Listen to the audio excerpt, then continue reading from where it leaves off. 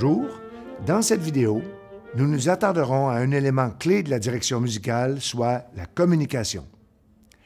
Une bonne communication entre le chef d'orchestre et les musiciens est primordiale afin de créer l'unité recherchée.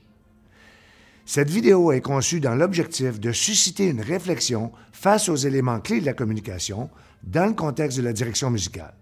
Enfin, pour faciliter cette démarche, je vous proposerai certains ingrédients essentiels. Le premier élément est de toute évidence le message.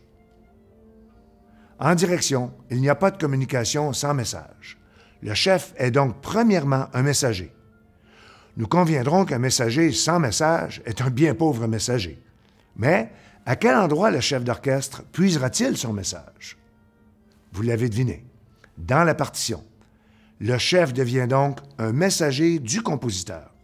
Le chef devra découvrir quelle est la nature du message. Ce message est-il premièrement de nature pédagogique ou artistique? Lorsqu'il sera pédagogique, le chef agira en tant que transmetteur de connaissances et lorsqu'il sera artistique, il fera découvrir le potentiel musical de l'œuvre. Il agira au niveau du ressenti, du raffinement ainsi qu'au niveau de l'éveil à la sensibilité artistique. Le second aspect d'une bonne communication se situe au niveau de la clarté de la transmission. La clarté peut se définir comme étant l'utilisation d'un vocabulaire précis et pertinent pour décrire une information. En répétition, par exemple, le chef devra s'exprimer efficacement, sans trop de mots, mais juste assez pour servir la situation. Il ne devra en aucun cas perturber la concentration des musiciens. Je me souviens d'une expérience vécue sous la direction de Zubin Mehta. Il a arrêté l'orchestre d'un geste subtil de coupure et sans baisser les bras, il a dit « Less sound, more bow » et a simplement repris le passage en question en donnant une respiration, sans que les musiciens aient quitté leur concentration une seule seconde. Seulement 4 mots qui ont instantanément transformé le son de l'orchestre. Il savait exactement ce qu'il voulait et comment l'obtenir. La conviction constitue notre troisième élément d'une communication efficace. Elle peut être définie comme étant un fort désir de partage d'une information à laquelle on croit. Elle devrait être visible dans la posture du chef, dans ses yeux, dans sa façon de bouger et dans ses respirations. Toute information, aussi juste soit-elle, ne sera reçue que dans la mesure où elle sera transmise avec conviction. En d'autres mots, le message doit devenir contagieux. Il doit susciter une réponse, surtout s'il se situe au niveau des émotions. Une information qui ne s'adresse qu'à l'intellect ne pourra que difficilement produire une réponse unanime. Voici un exemple de ce concept avec Ensemble Avant.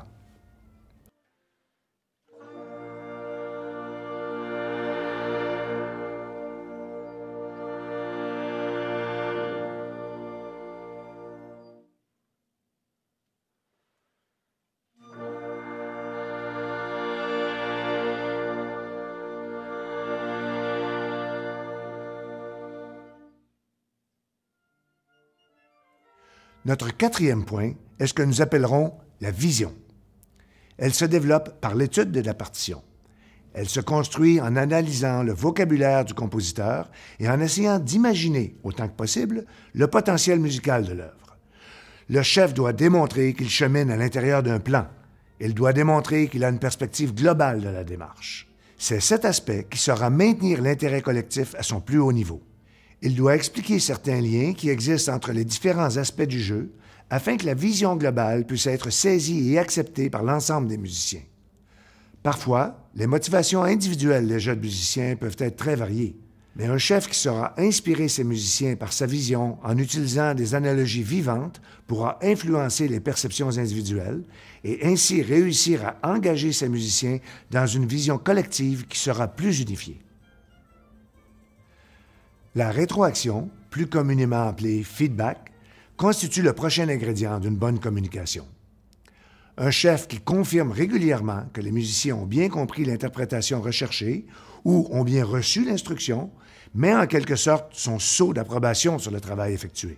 Par exemple, après avoir fait une demande particulière, le chef peut dire « Excellent les clarinettes, le jeu est plus précis ». Excellent solo de flûte ou encore « Superbe sonorité chez les trompettes ».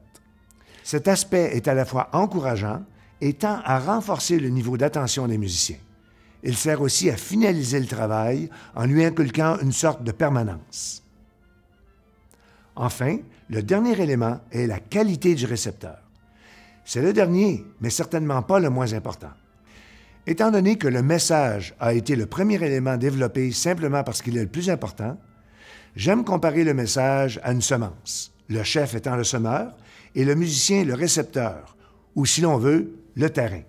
Qui de nous oserait planter un jardin sur le roc? Mais dans cette situation, qu'est-ce qu'un terrain réceptif? Ce sont des étudiants qui veulent apprendre et qui sont intéressés par la matière en question. S'il n'y a pas d'intérêt, ou si simplement l'intérêt n'est pas unanime, l'apprentissage sera difficile. Il sera donc essentiel d'identifier les éléments qui semblent être reçus difficilement, ainsi que les raisons qui se rattachent à cette difficulté. Ensuite, l'enseignant devra faire découvrir sa vision.